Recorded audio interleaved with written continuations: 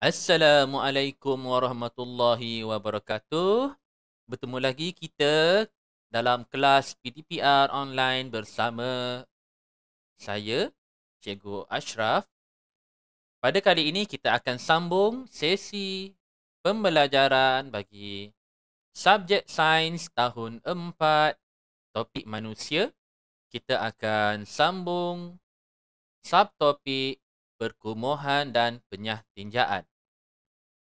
Sebelum kita mulakan pembelajaran kita pada hari ini, cikgu nak minta adik-adik untuk sediakan pensel dan kertas untuk membuat catatan semasa cikgu memberikan penerangan sebentar sahaja lagi. Jom kita mulakan. Adik-adik boleh buka buku teks sains tahun 4 muka surat 37. Okey. Kita akan belajar tentang perkumuhan dan penyahtinjaan. Okey. Jadi badan manusia menghasilkan pelbagai bahan buangan seperti air kencing, peluh, tinja, karbon dioksida dan wap air yang perlu disingkirkan dari badan untuk mengelakkan penyakit. Proses penyingkiran bahan buangan dari badan dinamakan perkumuhan. Okey, jadi di sini adalah kita nak highlightkan sedikit badan manusia, okey, menghasilkan bahan buangan. Okey. Boleh. Jadi bahan buangan yang dihasilkan oleh manusia ada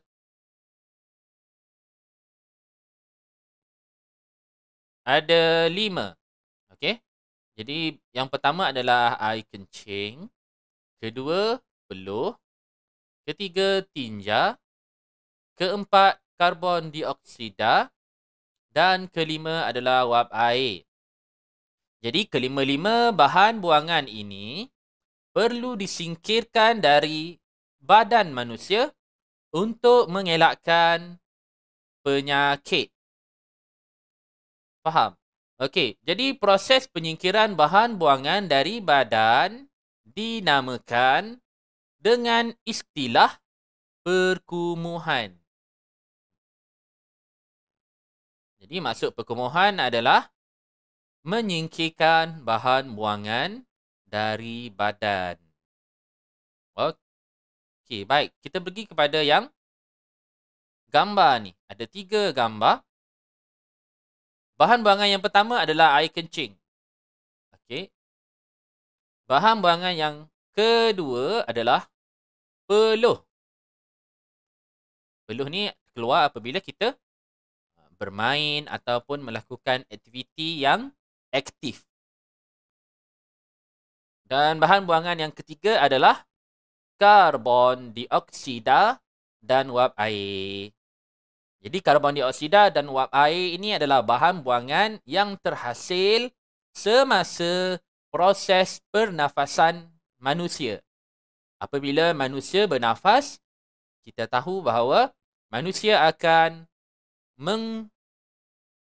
menyedut ataupun menghirup udara dari persekitaran masuk ke dalam paru-paru. Dan apabila manusia menghembuskan nafas, bahan buangan daripada proses pernafasan dikeluarkan dari badan kita. Jadi bahan buangan itu adalah karbon dioksida dan wap air. Kita pergi pula kepada penyahtinjaan. Apakah maksud penyahtinjaan? Kita pecahkan perkataan penyahtinjaan ni kepada 2. Penyahtinjaan. Tinja. Jadi tinja ini adalah bermaksud najis. Okey. Nyah tinja. Maknanya buang najis. Jadi maksud penuh penyahtinjaan ialah proses penyingkiran tinja melalui dubur. Jadi maksud penyahtinjaan ialah proses penyingkiran tinja melalui dubur. Dubur-dubur? Dubur-dubur pula. Adik-adik tahu apa itu dubur? Jadi dubur itu adalah di sini. Okey. Tinja adalah najis, manakala dubur ni adalah tempat keluarnya tinja. Okey, boleh? Jadi maafkan cikgu kerana tersasul tadi kan. Biasalah kan. Jadi penyahtinjaan dan perkumuhan adalah dua proses yang berbeza. Boleh? Sebab tu dia pecahkan kepada dua istilah. Perkumuhan dan penyahtinjaan. Cikgu ulang sekali lagi, perkumuhan adalah proses penyingkiran bahan buangan dari badan. Itu maksud perkumuhan. Manakala penyahtinjaan ialah proses penyingkiran tinja melalui dubur. Jadi berbeza dua istilah tu. Adik kena bezakan. Okey, seterusnya organ dan hasilnya. Untuk paparan gambar ini, kita nak lihat organ perkumuhan. Jadi kita belajar tadi, perkumuhan akan mengeluarkan 5 bahan buangan. Jadi macam mana cara bahan buangan itu dikeluarkan dari badan kita? Kita kenali dulu organ perkumuhan. Perkumuhan berlaku pada organ perkumuhan. Mari kita kenali organ perkumuhan dan hasilnya. Jadi di sini kita lihat ada 3 organ perkumuhan. Yang pertama adalah kulit. Kedua, peparu. Ketiga, ginjal. Kulit kedudukannya adalah pada bahagian luar tubuh kita, kulit, kan? Peparu adalah bahagian organ pernafasan. Jadi, peparu juga dikenali sebagai organ perkumuhan. Kerana peparu boleh mengeluarkan bahan buangan dari badan. Dan yang ketiga adalah ginjal. Kedudukan ginjal adalah terletak pada bahagian dalam badan kita, di bahagian bawah. Lebih kurang aras pinggang tu. Okey, boleh. Kita pergi kepada kulit. Apa fungsi kulit sebagai organ perkumuhan? Kulit merembeskan peluh. Merembeskan peluh. Bermaknanya kulit mengeluarkan peluh. Daripada kulit ni, air peluh boleh dikeluarkan sebagai bahan buangan. Contohnya kalau kita minum air yang banyak, badan perlu keluarkan air yang berlebihan. Jadi boleh dikeluarkan melalui peluh. Kedua adalah peparu. Peparu membebaskan karbon dioksida dan wap air. Apabila kita bernafas, kita menghembuskan nafas, pada waktu itulah karbon dioksida dan wap air dibebaskan dan dikeluarkan daripada badan. Daripada badan ke dari badan? Dari badan. Seterusnya ginjal. Ginjal berfungsi menyingkirkan air kencing. Jadi, macam mana cara badan kita nak keluarkan air kencing? Dengan melalui ginjal. Okey. Jadi berdasarkan maklumat di atas, cuba kamu kenal pasti organ perkumuhan dan hasilnya. Jadi kita kenal pasti balik. Organ perkumuhan yang pertama, kulit. Kulit akan mengeluarkan bahan buangan peluh. Manakala peparu pula mengeluarkan bahan buangan karbon dioksida dan wap air. Dan yang ketiga, ginjal mengeluarkan bahan buangan air kencing. Jadi ada 1, 2, 3, 4 bahan buangan yang dikeluarkan dari badan. Kita pergi kepada seterusnya. Okey, ini gambar menunjukkan proses pencernaan di usus. Kita lihat situasi ini. Cikgu, bagaimanakah pula dengan penyah tinjaan? Jadi penyah tinjaan adalah proses yang berbeza dengan proses perkumuhan. Kita lihat penerangan oleh cikgu ini. Makanan yang tidak tercerna semasa... Makanan yang tidak tercerna semasa proses pencernaan akan menjadi tinja. Okey, ini kita highlight kan. Proses menyingkirkan tinja berlaku melalui dubur dan dinamakan penyah tinjaan. Okey, jadi itu adalah proses penyah tinjaan. Maksud penyah tinjaan itu sendiri bermaksud mengeluarkan tinja. Kan? Jadi ini adalah contoh usus kita. Apabila kita makan, makanan masuk dalam perut, ini perut. Kemudian daripada perut, makanan diproses, masuk ke dalam usus kecil. Okey, nutrien akan diserap. Kemudian daripada usus kecil, makanan yang dicerna tadi akan melalui usus besar. Jadi, sisa makanan yang tidak tercerna tadi akan dikeluarkan daripada badan melalui usus besar. Nama sisa makanan ini dipanggil tinja. Dah tak jadi makanan lah. Okey, dia dah jadi tinja. Jadi tinja ini perlu dikeluarkan daripada badan melalui dubur. Yang adik-adik buang air besar tu, itulah tinja kan. Okey, seterusnya kita lihat aktiviti Ria.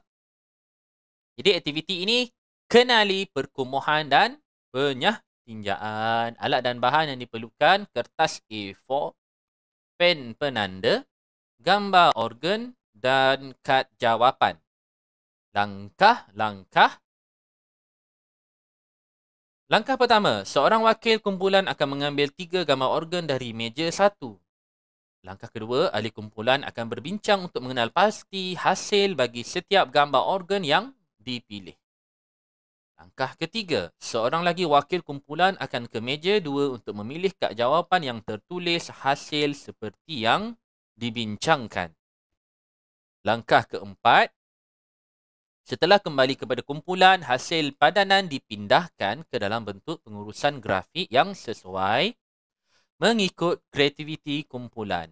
Persembahkan di hadapan kelas. Jadi ini sebenarnya adalah aktiviti kumpulan. Jadi susah nak buat kat rumah kan. Tak ada kumpulan. Adik-adik seorang sahaja. Jadi alternatif lain, tugasan yang cikgu nak beri kepada adik-adik untuk buat, nak bagi lebih faham, adik-adik boleh cari gambar kulit, gambar peparu dan gambar ginjal. Seterusnya, tuliskan dulu tajuk dia. Proses perkumuhan. Kemudian gambar tadi ditampalkan di dalam buku tulis dan adik-adik tuliskan hasil bahan buangan yang dihasilkan oleh organ perkumuhan tadi. Sebagai contoh, gambar kulit merembeskan peluh. Peparu membebaskan karbon dioksida dan wap air. Ginjal menyingkirkan air kencing. Jadi boleh buatlah. Kan? Sama je. Sama juga dengan proses perkumuhan. Adik-adik ambil gambar usus ni. Okey, gambar usus. Dan nyatakan hasil proses penyingkiran daripada penyah tinjaan, iaitu tinja. Nyatakan apa bahan buangan ni? Tinja, kan? Adik cuba buatlah.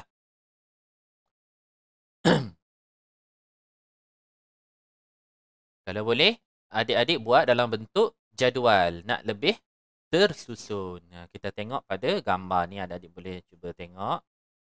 Buat dalam bentuk jadual pun boleh.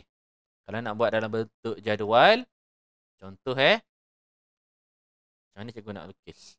Sabar Okey. Tentu nak buat dalam bentuk jadual. Okey, buat jadual. Buat.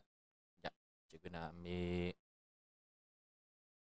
skrin putih. Okey. Buat jadual.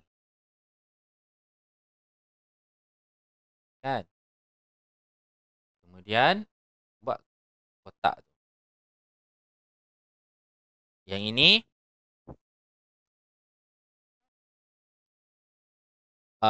yang di kolom yang pertama adik boleh tulis organ perkumuhan. Boleh. Kolom yang kedua adik boleh tulis hasil perkumuhan. Jadi organ perkumuhan yang pertama kulit. Kalau ada gambar, tuliskan gambar kulit. Kemudian adik-adik tuliskan hasil perkumuhan belur dan seterusnya. Buat dalam bentuk jadual. Sekejap cikgu nak tunjuk contoh dalam Word. Kalau nak tunjuk kat sini tak nampak kan?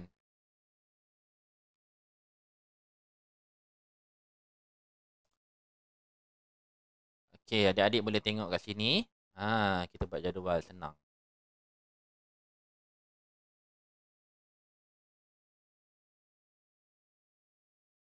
Okey. Kita besarkan tulisan. Ada 2 kolom. Okey, yang pertama. Kolom pertama adik tulis tajuk dia. Organ perkumuhan.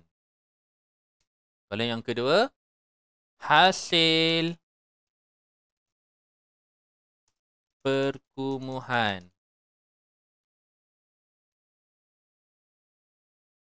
Besarkan.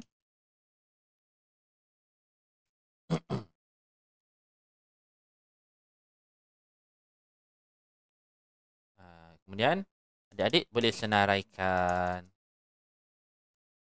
Okay. Contohnya organ perkumuhan yang pertama. Kulit. Kulit. Jadi hasil perkumuhan untuk kulit adalah belur. Kan? Betul tak? Nampak? Cikgu buat besar-besar. Kemudian organ perkumuhan yang seterusnya. Peparu. Hasil perkumuhan adik-adik boleh tengok di dalam buku teks. Okey, ini untuk perkumuhan. Untuk tinja pula, adik-adik boleh buat juga dalam bentuk jadual. Kan? Okey, jadi penyah tinjaan. Proses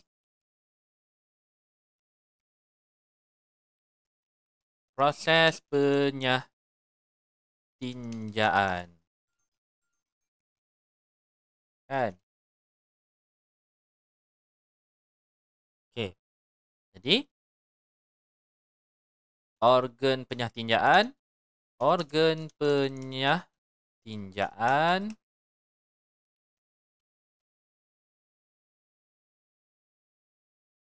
adalah apa dia? Usus besar, kan? Kita letakkan. Okey. Organ penyah tinjaan adalah usus. Kan? Betul tak? Kemudian hasil hasil penyahtinjaan, iaitu tinja. Nampak? Nampak tak? Cikgu besar kan?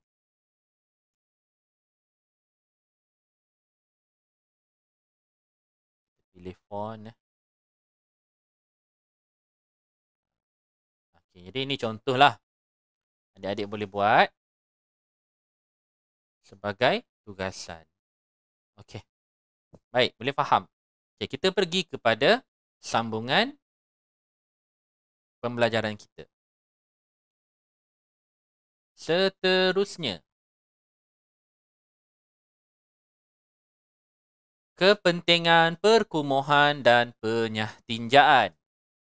Sekiranya proses perkumuhan dan penyahtinjaan terganggu, apakah yang mungkin berlaku?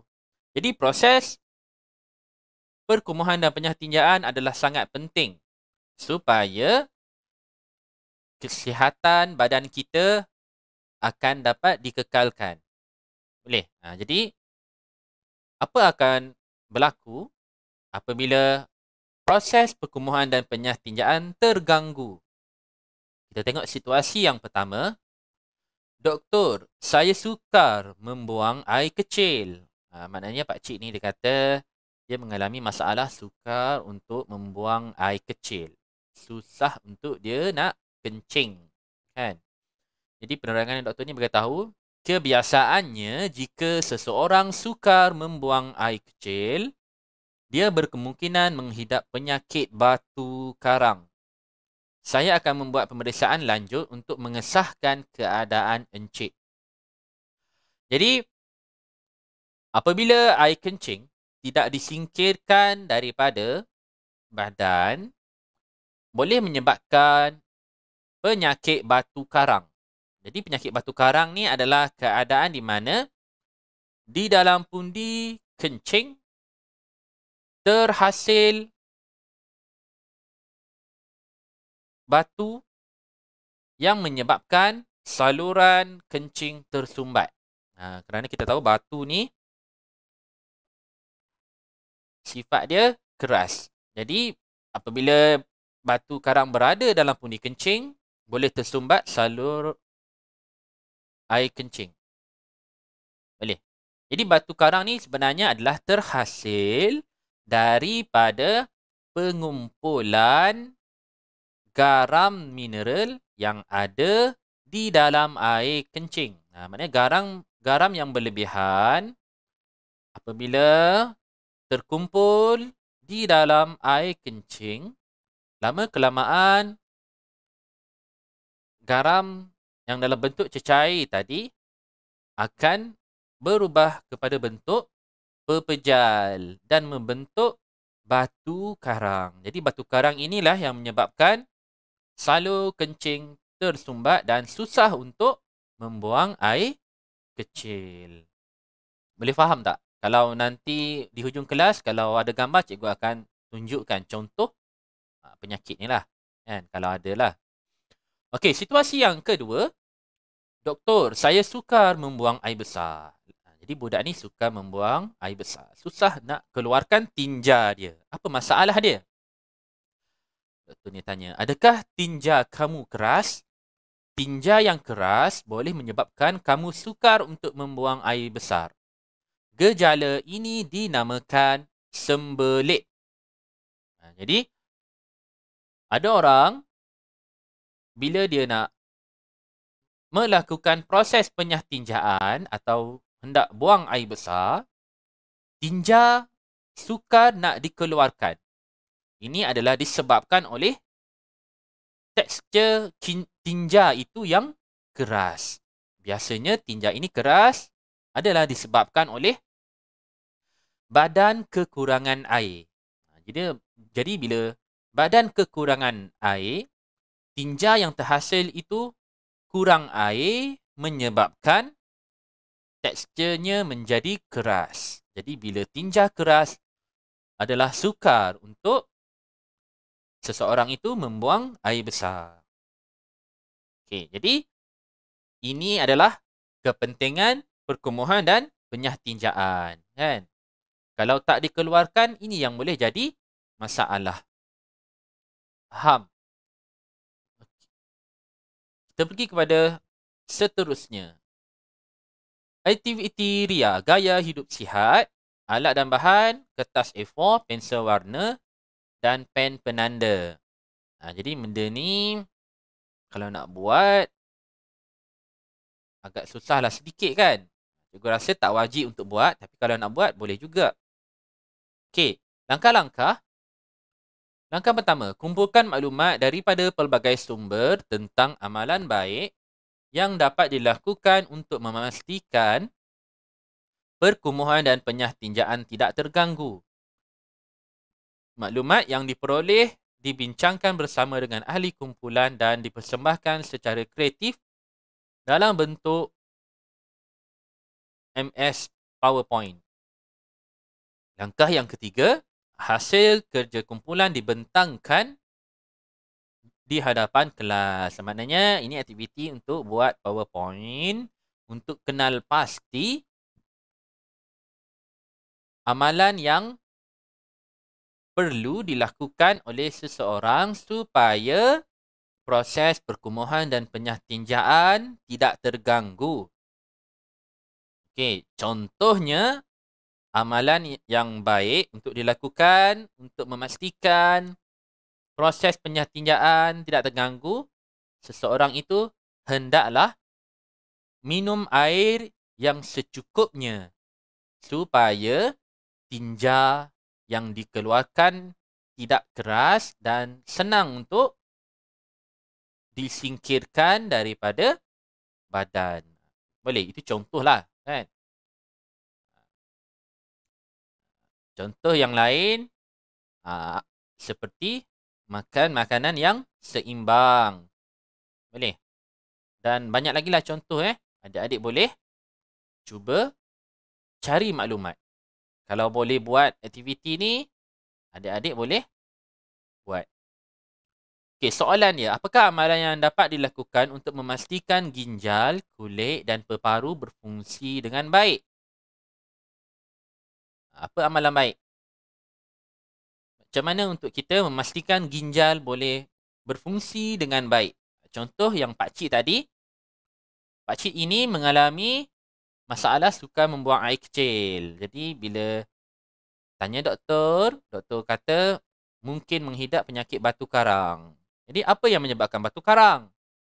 Batu karang disebabkan oleh terkumpulnya garam mineral di dalam pundi kencing yang menyebabkan pundi kencing boleh tersumbat. Jadi cara untuk elakkan batu karang ini, seseorang itu hendaklah mengurangkan pengambilan garam. Jadi mungkin pakcik ini mengambil garam yang berlebihan.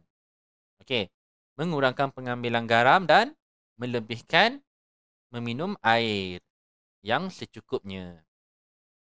Itu contohlah amalan baik kan. Okey. Soalan kedua.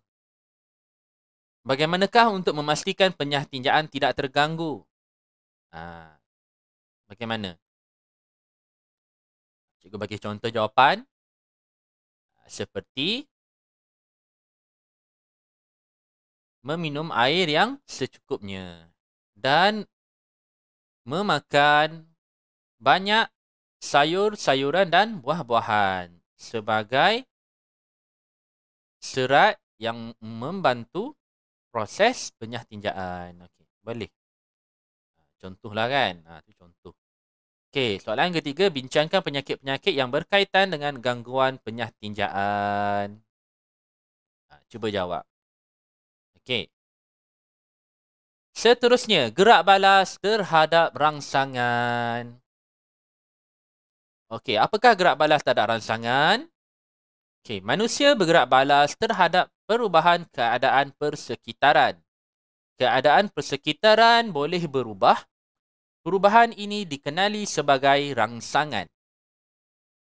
Tindakan yang dilakukan terhadap rangsangan pula dikenali sebagai gerak balas. Organ deria manusia menerima rangsangan seperti cahaya, bau, bunyi, rasa dan sentuhan. Perhatikan situasi di bawah. Contohnya, gambar situasi ini, ibu sedang memasak. Budak lelaki ini tidak nampak apa yang dimasak oleh ibu dia. Tetapi, dia boleh bau makanan itu daripada perubahan di persekitaran dia. Boleh? Jadi, bau dari makanan ni akan bergerak dan dapat dihidu oleh budak ini. Boleh? Jadi, bau makanan ini adalah contoh rangsangan. Manakala, tindakan budak ini menghidu bau makanan oleh hidung adalah contoh gerak balas.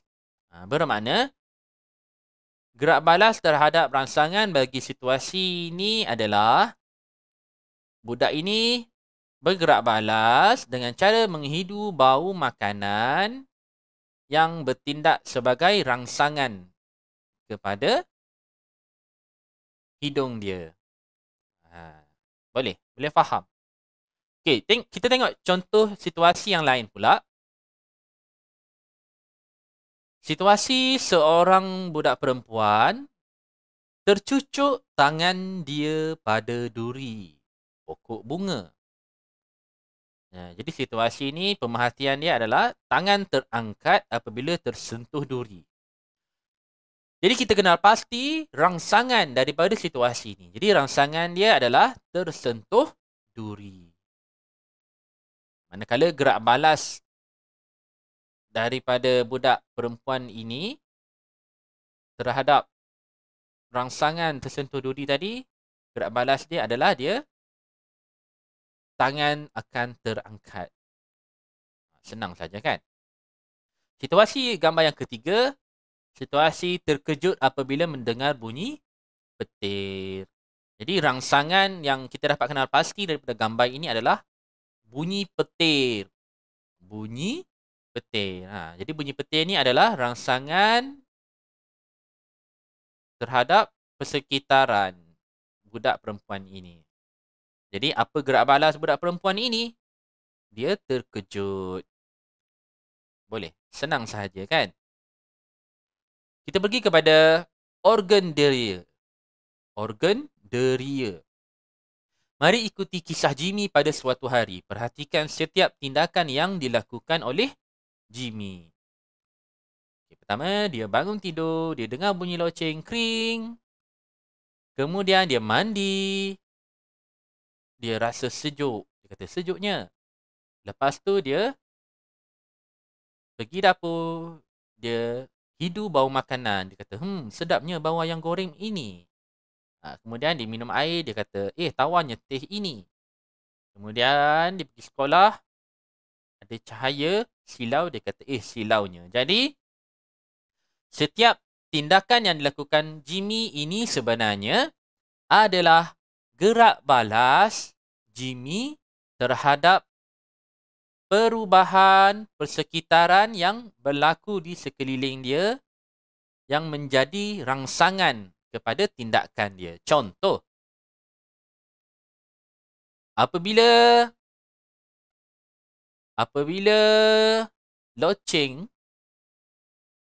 jam loceng berbunyi, jam loceng ini adalah perubahan persekitaran yang menjadi rangsangan kepada tindakan Jimmy dengan cara Jimmy bergerak balas, dia bangun daripada tidur. Apabila dia mandi pula, rangsangan yang diterima oleh Jimmy adalah dia rasa air itu sejuk, menyebabkan gerak balas oleh Jimmy adalah badan dia menggeletar, digigil. Boleh? Kemudian untuk aktiviti yang gambar yang seterusnya ni, gambar yang cikgu tunjukkan ni,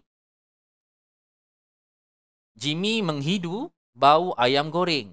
Jadi bau ayam goreng itu adalah rangsangan persekitaran terhadap hidung Jimmy. Menyebabkan gerak balas Jimmy, dia kata sedapnya bau ayam goreng ini. Itu gerak balas Jimmy. Kemudian situasi seterusnya, Jimmy meminum air teh. Kan? Jadi air teh apabila dia minum, ada rangsangan daripada rasa air teh itu kepada lidah Jimmy.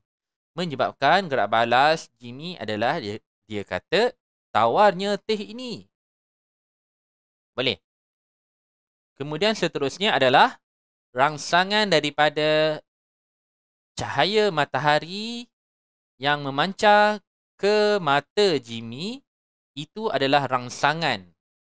Menyebabkan gerak balas Jimmy adalah dia tutup mata dia daripada cahaya yang silau tadi. Itu gerak balas Jimmy. Cikgu harap adik-adik boleh faham apa itu gerak balas terhadap rangsangan. Jadi gerak balas ni simple adalah perbuatan yang dilakukan oleh seseorang apabila berlaku perubahan persekitaran yang merangsang tindakan seseorang. Boleh? Kita pergi kepada seterusnya. Ini aktiviti. Mari uji gerak balas terhadap rangsangan. Tujuan menyiasat gerak balas manusia terhadap rangsangan. Alat dan bahan yang diperlukan, lampu suluh, whistle, air kopi tanpa gula, belacan, tuala kecil dan ais. Langkah-langkah dia.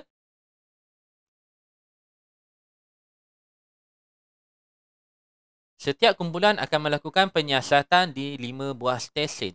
Aktiviti pada setiap stesen adalah seperti yang berikut. Ada 5 stesen. Stesen pertama, balut ais dengan tuala kecil kemudian letakkan pada leher. Stesen kedua, rasa air kopi tanpa gula. Yang ketiga, suluh lampu ke arah mata. Kemudian stesen seterusnya, hidu bawang belacan. Stesen seterusnya, tiup whistle dengan kuat pada telinga. Okey. Jadi kenal pasti rangsangan dan gerak balas dalam aktiviti yang dilakukan. Kemudian catatkan dalam jadual seperti di bawah. Jadi sebenarnya aktiviti, ada 5 aktiviti ini sebenarnya adalah untuk menguji gerak balas adik-adik terhadap rangsangan yang diterima daripada aktiviti tersebut. Contoh, stesen A, bila kita balut ais dengan tuala, kemudian tuala yang telah dibalut ais itu diletakkan pada leher, apa rangsangan yang diterima kepada, apa rangsangan yang diberikan kepada adik-adik? Tuala sejuk diletakkan pada leher, apa rangsangan yang adik terima? Mestilah rasa sejuk. Gerak balas adik-adik adalah dengan cara menjauhkan telur, menjauhkan telur pula. Maaf. Menjauhkan tuala daripada leher. Jadi di sini adik-adik boleh tulis untuk rangsangan ni. Leher terasa sejuk. Gerak balas dia menjauhkan tuala daripada leher. Boleh? Contoh yang, okey. Jadi aktiviti yang kedua, ketiga, keempat, kelima, adik-adik boleh cuba buat dan tentukan apakah rangsangan bagi aktiviti tersebut dan gerak balas terhadap rangsangan. Boleh buat dalam bentuk jadual dalam buku tulis. Kemudian kita pergi kepada soalan. Nyatakan contoh rangsangan dan gerak balas yang lain dalam kehidupan harian kamu. Yang ini kalau adik-adik boleh senaraikan, boleh senaraikan. Tulis dalam buku.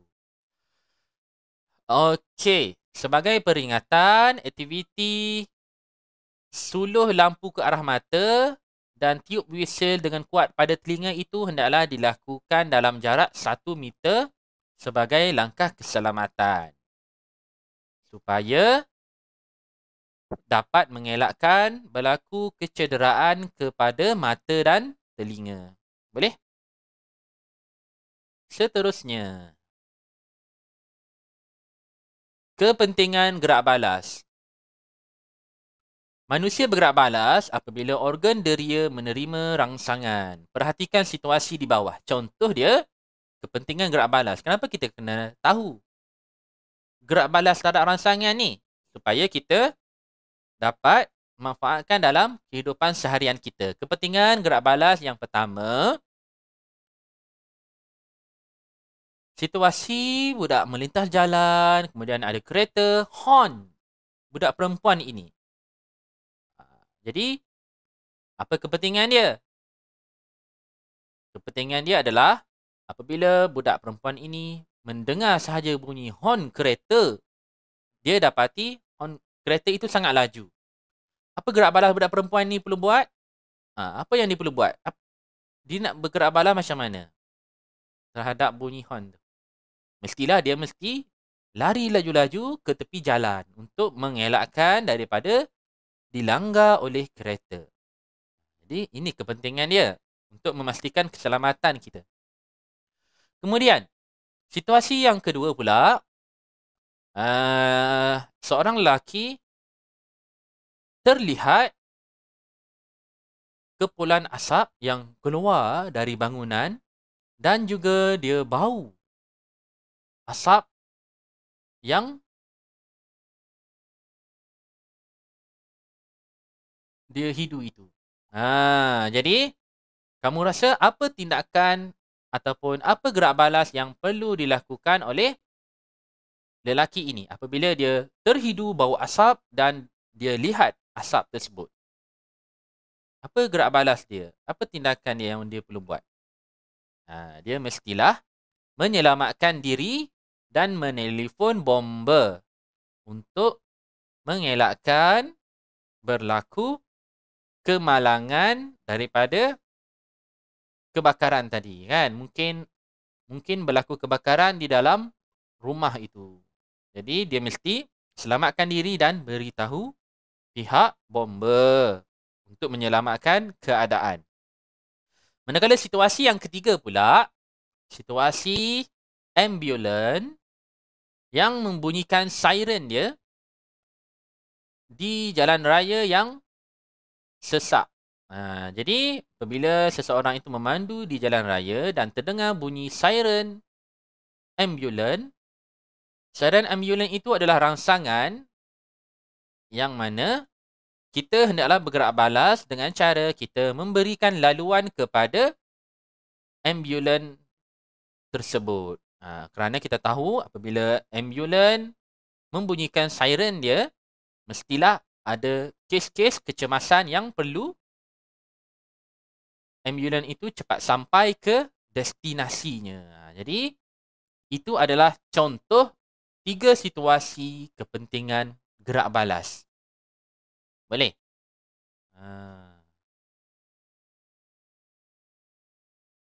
Jadi, mengapakah manusia perlu bergerak balas terhadap rangsangan? Pertama, untuk mengelakkan bahaya. Kedua, untuk menyelamatkan nyawa. Kan? Ketiga adalah untuk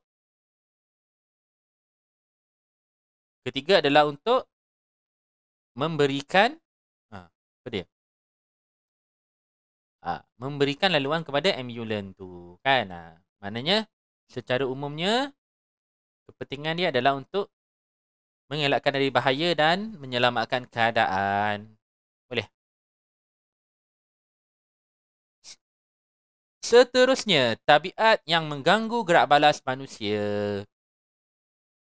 Jadi, tabiat yang mengganggu gerak balas manusia ada 3. Yang mana hendaklah perlu adik-adik elakkan daripada melakukannya. Apa amalan tersebut? Nanti kita pergi. Tabiat meminum arak, menghidu gam dan menyalahgunakan dadah boleh memberikan kesan buruk kepada manusia. Tabiat tersebut boleh mengganggu gerak balas manusia terhadap rangsangan yang diterima. Okey, jadi gerak balas manusia boleh terganggu apabila melakukan 3 tabiat buruk ini. Jadi tabiat buruk ini hendaklah dielakkan oleh kita supaya kita dapat bergerak balas dengan baik. Tabiat yang pertama adalah arak. Arak ialah sejenis minuman beralkohol yang boleh menyebabkan seseorang menjadi mabuk Oleh sebab itu, gerak balas peminum arak menjadi lambat apabila menerima rangsangan kerana organ derianya terganggu. Kalau minum arak akan jadi mabuk, dan orang mabuk ni bila kita kenakan rangsangan pada dia, kita cakap dengan dia, dia sedar tak apa yang dia buat? Dia sedar tak apa ni rangsangan yang berlaku di sekitaran dia? Dia tak sedar. Kalau dia sedar pun, gerak balas dia adalah lambat. Contoh, kalau dia mabuk, dia berjalan melintas jalan. Agak-agak dia tengok tak kereta yang lalu lalang tu? Dia tak tengok dah. Kan? Dia akan main lintas je jalan. Jadi itu adalah bahaya kepada keselamatan orang tersebut. Kemudian gam. Gam ialah sejenis bahan kimia yang boleh menyebabkan seseorang yang menghidunya akan berkhayal dan ketagih. Bahan kimia yang terkandung dalam gam boleh menjejaskan fungsi organ deria dan otak seseorang penghidu gam. Oleh sebab itu, gerak balas akan menjadi lambat ketika menerima rangsangan. Jadi orang yang menghidu gam, dia akan berkhayal dan ketagih. Jadi apabila terdapat rangsangan, penghidu gam ini akan mengalami masalah untuk bergerak balas. Sebab dia dalam keadaan berkhayal, kan? Dia tak sedar persekitaran dia, apa yang berlaku. Tak sedar langsung, kan? Seterusnya, tabiat menyalahgunakan dadah. Jadi dadah ialah bahan yang digunakan sebagai ubat. Walau bagaimanapun, terdapat juga dadah yang disalahgunakan seperti ubat batuk atau pil ekstasi yang boleh menyebabkan seseorang akan berkhayal atau tidak sedarkan diri dan ketagih. Oleh sebab itu, gerak balas seseorang penagih dadah akan terganggu apabila menerima rangsangan kerana organ derianya tidak dapat berfungsi dengan baik. Jadi ini adalah 3 tabiat yang mengganggu gerak balas manusia terhadap rangsangan. Aktiviti ria, sayangi organ deria. Ini lebih kepada membuat poster, kempen. Kempen apa? Kempen untuk kita elakkan tabiat yang mengganggu gerak balas manusia tadi. Jadi, kempen untuk melarang meminum arak, menghidupkan dan menyalahgunakan dadah. Kan? Okey, alat dan bahan diperlukan kertas A4 dan alat tulis. Senang sahaja benda ni. Secara berkumpulan, dapatkan maklumat tentang tabiat-tabiat yang boleh mengganggu proses gerak balas manusia terhadap rangsangan melalui pelbagai sumber. Kemudian, bincangkan bersama ahli kumpulan tentang kaitan tabiat tersebut dengan kerosakan pada organ deria yang terlibat. Kemudian langkah seterusnya, hasil perbincangan kumpulan dipersembahkan dalam bentuk poster mengikut kreativiti. Jadi boleh buat poster lah, kempen henti merokok, kesan buruk merokok. Merokok pula. Kesan buruk merokok ke? Boleh tak merokok? Kan? Kesan buruk merokok, khayal. Ataupun kempen penyalahgunaan dadah, kesan buruk penggunaan dadah. Khayal, kan? Menjejaskan kesihatan. Jadi adik-adik boleh cari maklumat melalui pelbagai sumber dan persembahkan hasil maklumat yang adik-adik cari tadi mengikut kreativiti dalam bentuk poster. Okey. Kemudian soalan, nyatakan tabiat yang perlu dihindari supaya kerosakan pada organ deria dapat dielakkan. Jelaskan. Ini cuba jawablah. Kan? Daripada apa yang cikgu dah terangkan di sini tadi. Okey. Santai sains. Jadi ini adalah aktiviti membuat model peparu. Langkah yang Langkah-langkah dia adalah hasilkan model peparu dengan menggunakan bahan-bahan seperti botol plastik, straw, belon, pita pelekat, gunting, pisau dan tanah liat mengikut kreativiti kamu. Jadi adik-adik boleh lihat saja langkah-langkah, ada 6 langkah untuk membina model peparu. Langkah pertama, langkah kedua, ketiga, keempat, kelima, keenam dan ketujuh. Dan ini adalah model peparu. Boleh. Jadi adik-adik boleh scan QR code ni untuk maklumat lanjut. Okey, jadi kita dah habis pembelajaran untuk tajuk manusia bagi sains tahun 4 dan ini adalah rumusan daripada apa yang adik-adik dah belajar dalam tajuk ini. Adik-adik boleh baca dan fahamkan dengan baik. Dan kita ada pula latihan uji minda yang mana latihan ini boleh dijawab untuk menambahkan lagi kefahaman adik-adik tentang tajuk manusia. Jadi adik-adik boleh buat soalan ini di dalam buku latihan sains. Boleh salin dan tulis dalam buku latihan sains.